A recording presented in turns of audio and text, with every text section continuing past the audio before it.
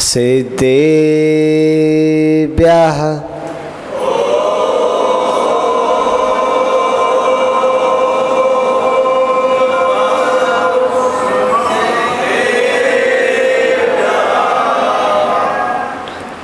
रणमोजड़ाणम। जय बोलिए जिन शासन नायक श्री महावीर भगवान की। प्रातः स्मरणीय परम पूज्य आचार्य भगवान गुरुदेव वसुनंदी महामुनि राज्य की। मुनि श्री संयमानंद महाराज की। नमोकार महामंत्र की। बोलिए परम पूज्य मुनि श्री 108 शुभानंद जी महाराज की। मुनि संघ की जयकारा जिन देव का।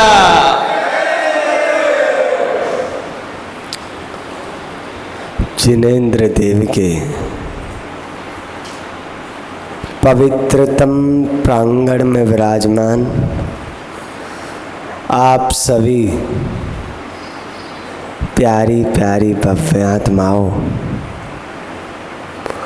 आज आप यहाँ पर अपने इस जीवन रूपी काल चक्र को तोड़ने के लिए उपस्थित हुए। आपने अभी चढ़ाया अक्षय पद प्राप्त अक्षतम निर्पामिति। क्यों चढ़ाया? हमें अक्षय पद मिल जाए, ऐसा पद जिसका कभी क्षय ना हो, जो कभी नष्ट ना हो। बाकी सब तो नष्ट होता है और बनता है। क्यों?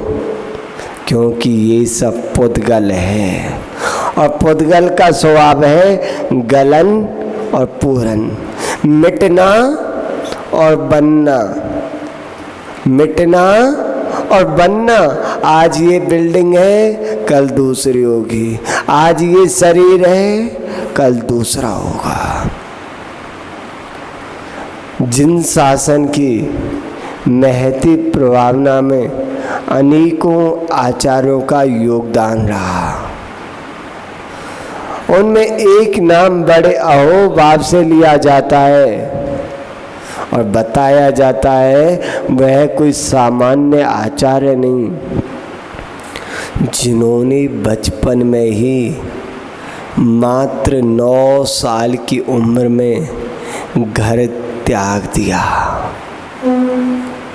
आप लोग सोचोगे 9 साल की उम्र? हाँ, 9 साल की उम्र में जब वे छोटे थे तभी सब छोड़ के जंगल को चले गए, संतों के साथ साधना करने लगे। ऐसी क्या घटना घटी? उन्होंने एक बार देखा, शुद्धि आदि की क्रिया के लिए जंगल में गए थे, हाथ में लोटा और देखा एक सर्प एक मेढक को मुंह में निगले बैठा है। मेढक जानते हो? हाँ, उस मेढक को निगल तो लिया, लेकिन वो मेढक इतना बड़ा उसे अंदर नहीं ले पा रहा। तड़प रहा है, बार बार पूंछ उठा रहा है, जमीन पे पटक रहा है और बाहर छोड़ नहीं पा रहा। आचार्य भगवान ने सोचा, यही तो है संसार की दशा। भोग नहीं पाता और छोड़ना चाहता नहीं। भोगों को वह नहीं भोगता, भोग उसे भोग लेते हैं। आप लोग सोचते होंगे कि हम भोगों को भोग रहे हैं, हम आनंद से रह रहे हैं, हम मौज मस्ती कर रहे हैं, हम समय को निकाल रहे हैं। आप समय को नहीं निकाल रहा है, समय आपसे निकलता जा रहा है और आप भोगों को नहीं भोग रहे, भोग आपको भोग रहे हैं।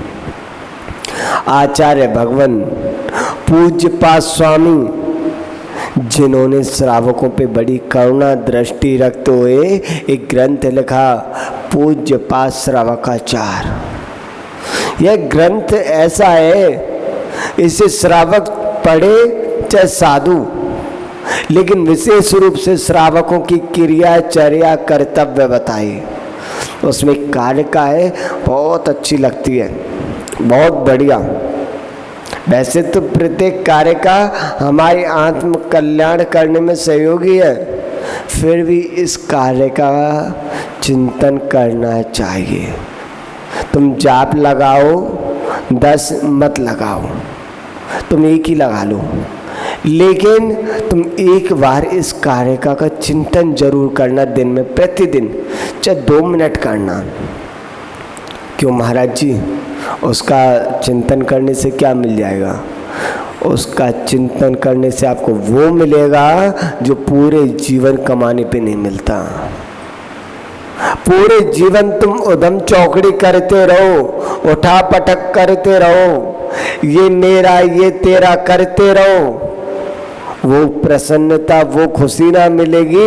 एक बार इसका चिंतन करने पे वो जो खुशी मिलती है। तो क्या बताया आचार्य भगवान ने? आचार्य भगवान कहते हैं, अरे मानव, हे भव्य जीवो, अपना कल्याण कर लो। और एक गाथा लिखी, क्षणम चित्तम क्षणम वित्तम क्षणम जीवित मानवा यमस्य कर्णा नास्ति तस्मात् जाग्रता। क्षणम चित्तम, ये जो चित्त है ना, मन, ये क्षण भंगुर है। ये ऐसा क्षण भंगुर है, इससे ज्यादा कोई चंचल नहीं। एक पल में ये सिद्धालय की यात्रा करके आ जाता है, तो एक पल में निगोद में पहुंच जाता है। एक पल में अपने घर पहुंच जाता है, तो एक पल में विदेश की यात्रा करके आ जाता है। एक बार धर्मराज युधिष्ठिर से पूछा, सबसे ज्यादा चंचल कौन है? और उससे पूर्व उनके भाइयों से वो पूछा। किसी ने कहा हवा सबसे तेज है, हवा बहुत तेज चलती है।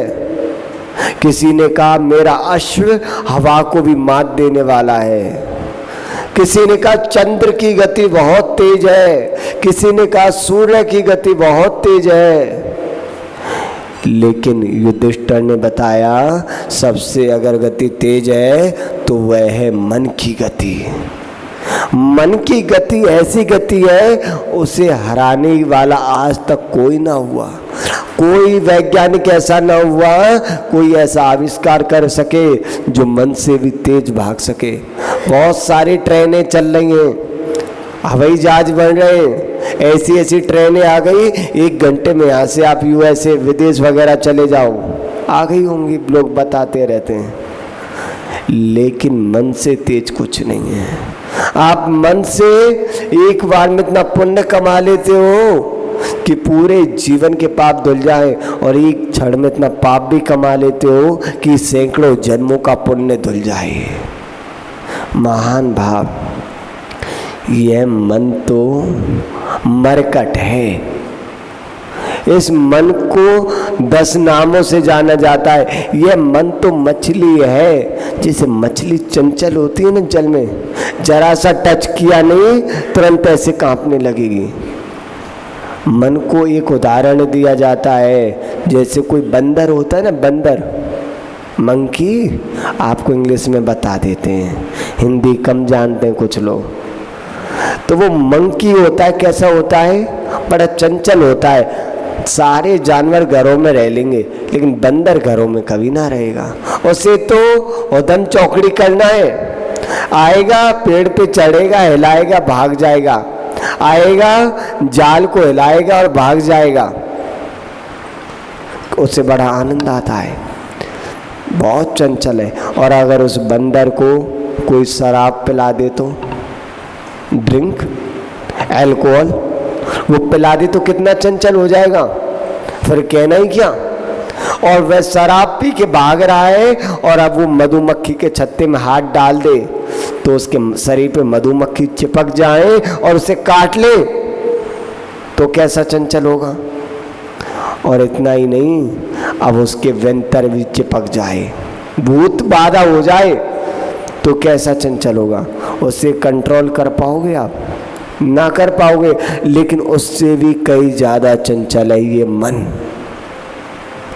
मन ऐसा है, ये पता नहीं क्या से क्या कर देता है।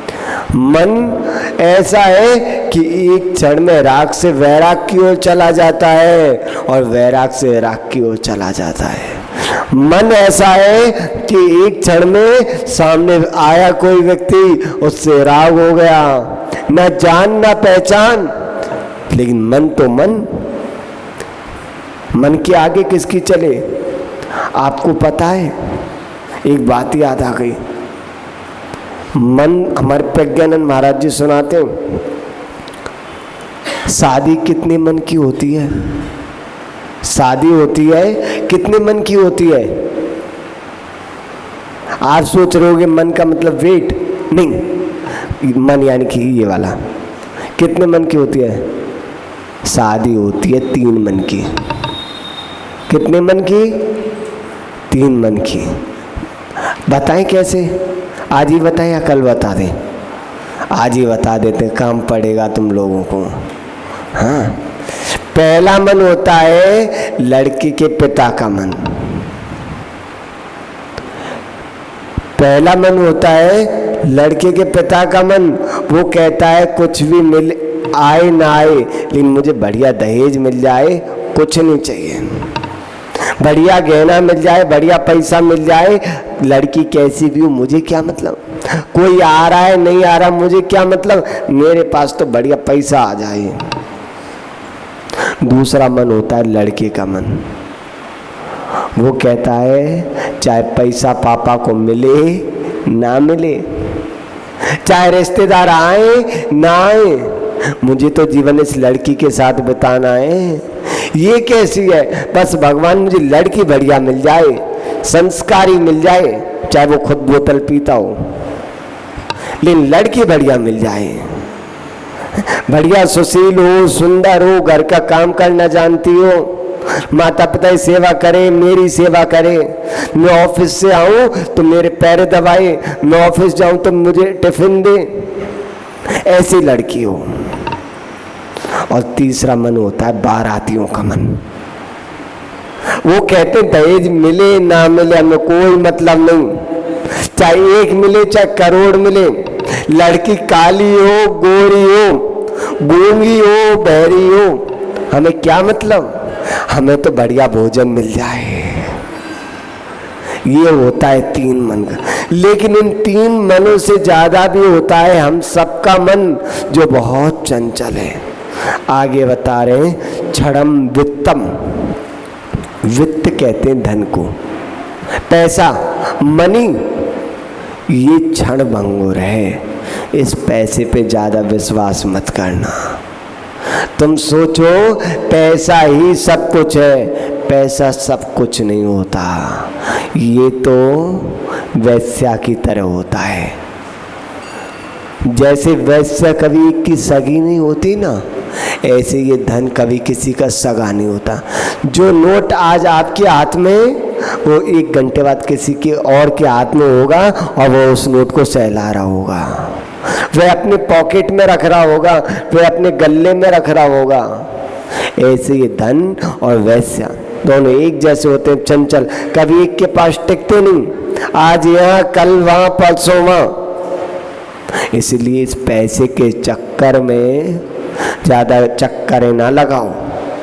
सुबह दिल्ली जा रहे, शाम को बम्बई जा रहे, रात को दुकान से आ रहे, फिर सुबह 5 बजे नहीं ऑफिस भाग गए, ना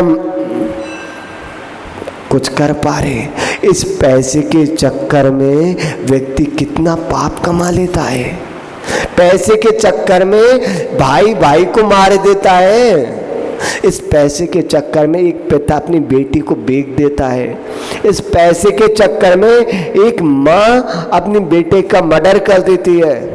कितनी सारी घटनाएं आप लोगों को पता होंगी। पैसे के लिए कौन क्या नहीं करता। अभी 2 दिन पहले बात आई थी हमारे पास कि एक बहन जी थी, वो बता रही कि महाराज कुछ करो। हमने क्या हुआ? बोले महाराज जी एक व्यक्ति ने हमारी सुपारी दे दी गुंडे को। हमने क्या हो गया? बोले महाराज उनको हमें पैसे देने पड़ते हैं, हर महीने उनके पास से पैसा आता है हमारे पास। तो हमें पता चला ना ये रहेंगे ये लोग, ना देना पड़ेगा पैसा, इसलिए न मरवा दूँ। हमने सुना तो हमें बड़ा वो लगा कि देखो इतने बढ़िया लोग हैं, भक्त हैं अपने। हमने कहा बेटा चिंता ना करो, खूब अपना पुण्य बढ़ाओ, आपका पुण्य होगा तो कुछ नहीं होगा। और सबसे बड़ी बात, जिसकी सुपारी दी वो कोई और नहीं, कौन था पता है? उसकी बेटी। अपनी बेटी को मरवाने के लिए सुपारी दे दी। काय के लिए? पैसा के लिए। इसलिए इस पैसा के चक्कर में ज़्यादा ना पड़ना।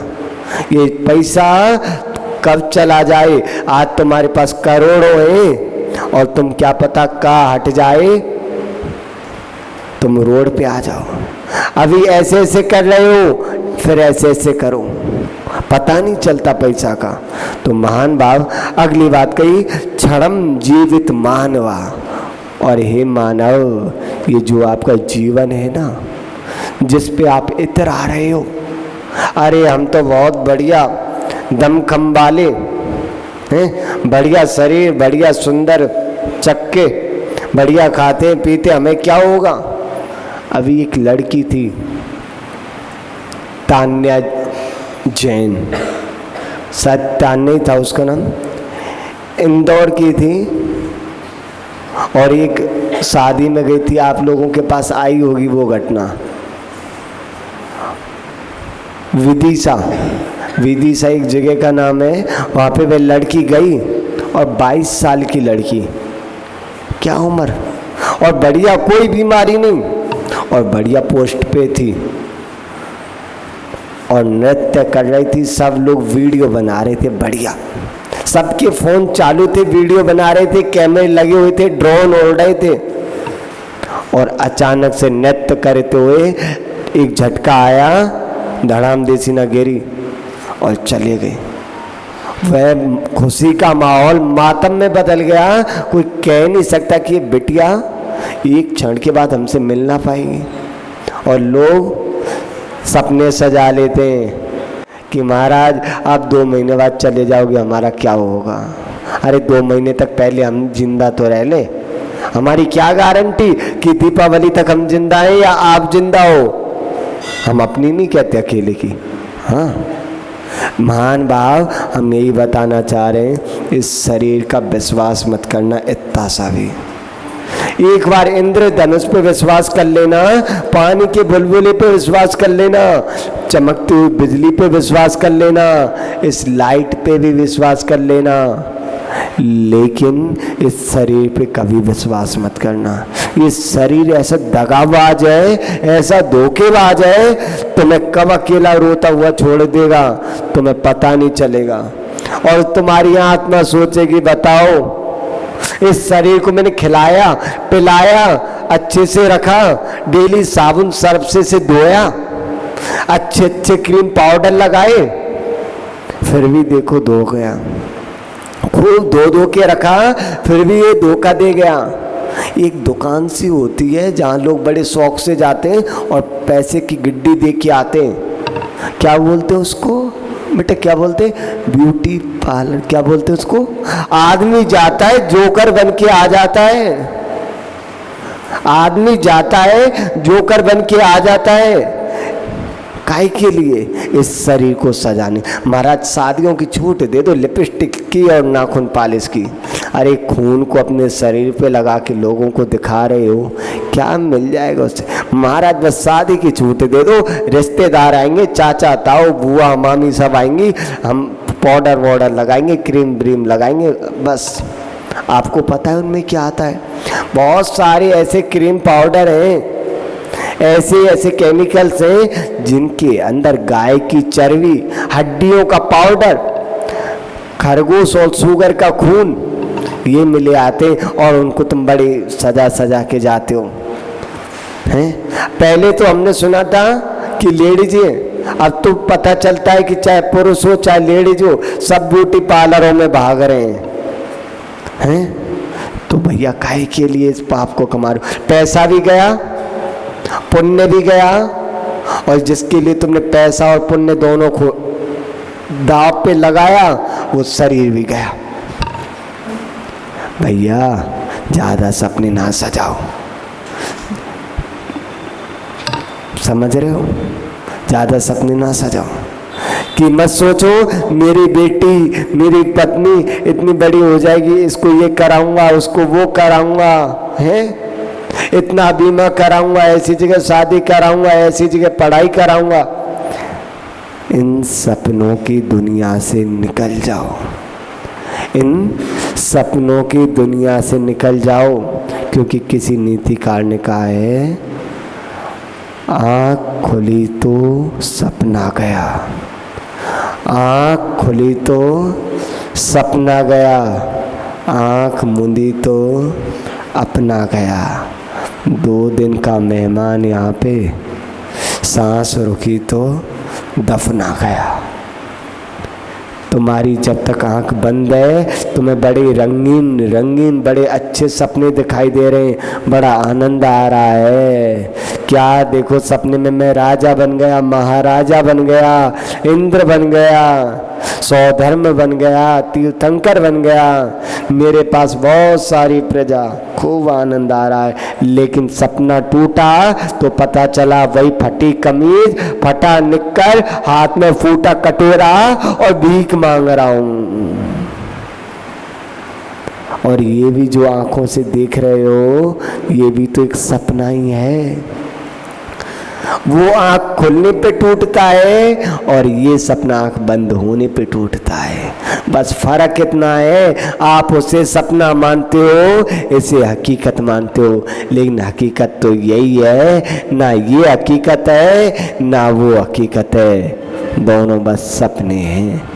तो क्यों अपने सपनों के चक्कर में अपने आप को खो रहे हो, अपने जीवन को बर्बाद कर रहे हो। आगे कहा यमस्य करुणा नास्ति, ये जो यमराज है वो बिल्कुल करुणा नहीं करता, दया नहीं करता।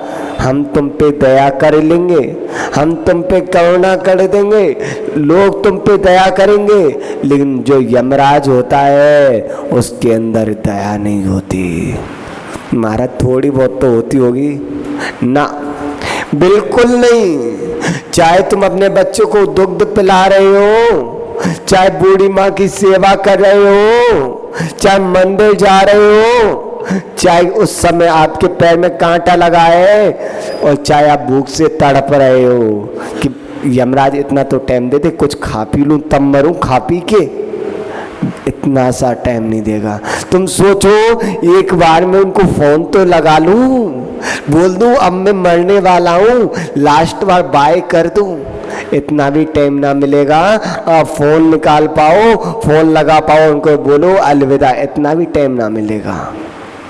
तो भैया यमराज के दया नहीं होती, सारे सपने यहीं पड़े रह जाएंगे। तो काय के लिए पाप कमा रहे हो। आगे कहा तस्मा जागृता, अरे अब तो जाग जाओ, कब तक सोते रहोगे? आपसे कह रहे हैं जाग जाओ, अब तो जाग जाओ। अरे घर से जाग के आ गए, यहाँ भी जाग जाओ, और यहाँ आँख मत खोलो, अंदर से जाग जाओ। अंदर से जागने के लिए अंदर ही पानी डालना पड़ेगा। अब तुम बैठो महाराज नींद आ रही है, हैं? तो पानी डाल के तुम्हारी नींद तो दूर ये तो की जा सकती है, लेकिन जो मुंह की नींद है उसे कब तोड़ोगे? उस मुंह की नींद को तोड़ो और जाग जाओ। और जिस दिन तुम जाग गए कहोगे भैया मैं कहाँ सो रहा हूँ, जल्दी भाग, पीछे शेर आ रहा है, इधर से अजगर आ रहा है, इधर से चोर लुटेरे आ रहे, मेरे पास जो मेरा रतन है उसे छीन लेंगे, मुझे मार देंगे, और जल्दी से अपना रतन लेके भाग जाओ और अपने आप को बचा लो, अपने रत्नों को बचा लो। नहीं तुम सोते रह गए, वही बात हो जाएगी। सामने बिल्ली आई, कबूतर ने अपनी आंखें बंद कर ली, सोच रहा है कि अब मुझे कुछ नहीं दिख रहा, तो बिल्ली को भी कुछ नहीं दिख रहा। तुम सोच रहे हो हम सो रहे हैं तो यमराज भी सो रहा होगा, बढ़िया ना, बिल्कुल नहीं सो रहा, वो जागा हुआ है। 1 मिनट में आएगा और तुम्हें ले जाएगा। कहाँ से आएगा? आने नहीं देंगे, गेट लगा देंगे, खिड़की लगा देंगे, कितनी भी लगा लो गेट, कितनी भी लगा लो खिड़की, कितने भी बनवा लो महल, क्योंकि यमराज बाहर से नहीं आता, यमराज तो अंदर से आता है। और जो पहले ही आपके अंदर बैठा हुआ है उसे कैसे निकालोगे? विचार करना। तो महान बाप अब तो जाग जाओ, बचपन से 55 में आ गए। अम्मा बचपन से 55 में आ गए, कहते कहते कि जब बड़े होंगे 8 साल के जब मंदिर जाएंगे, फिर बड़े हुए अब तो शादी की, अभी थोड़ी मौज मस्ती करेंगे, अभी बच्चे उनको बड़ा करेंगे, बच्चे बड़े हो गए तो अब इनकी शादी कर दे, शादी हो गई तो मारे नाती पोते हो जाए, उसके बाद मुंह देख के फिर जाएंगे, अरे नाती पोते भी हो गए, उनकी भी शादी हो गई, कब जाओगे, कब जागोगे? तुम्हें घर वाले शमशान में छोड़ के आए, उससे पहले घर को छोड़ के संग में आ जाओ तो कल्याण है। नहीं शमशान में तो जाना ही है? हाथ पांव अब काम नहीं कर रहे, आंखों से दिखाई नहीं दे रहा, मुंह से बोला नहीं जा रहा, कब करोगे अपना कल्याण? महाराज जी थोड़ा सा रुक जाओ। महाराज जी ना रुकेंगे बिल्कुल।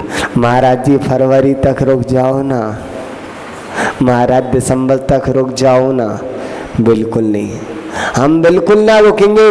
हम तो दीपावली के बाद अपना पीछे कमंडल उठाएंगे और चल देंगे।